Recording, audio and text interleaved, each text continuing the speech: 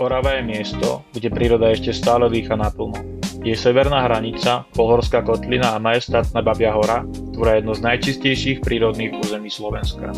V tomto videu sa pozrieme na Oravskú polhoru, najsevernejšiu obec Slovenska a poklady, ktoré sa na tomto mieste nachádzajú.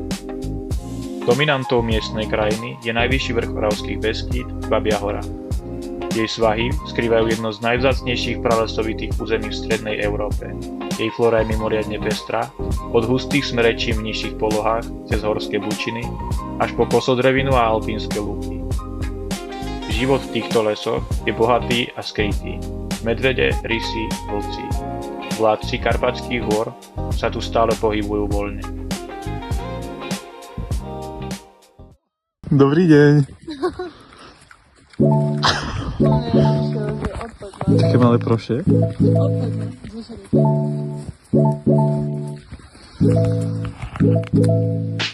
Pod úpetím Babej hory sa skrýva miesto, kde sa príroda opäť pripomenie svojou jedinečnosťou.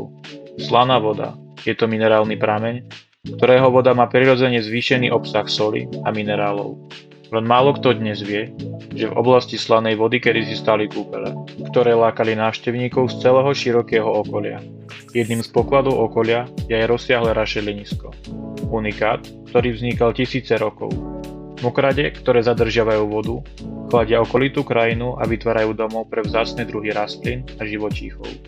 Miesto krehké, citlivé a pritom tak nesmierne dôležité. Rozhľadňa, ktorá sa rýchlo stala jedným z najnavštevovanejších miest v okolí, bola vybudovaná len nedávno. Je jednoduchá, drevená architektúra prirodzene zapadá do horskej krajiny a pripomína tradičné oravské staviteľstvo.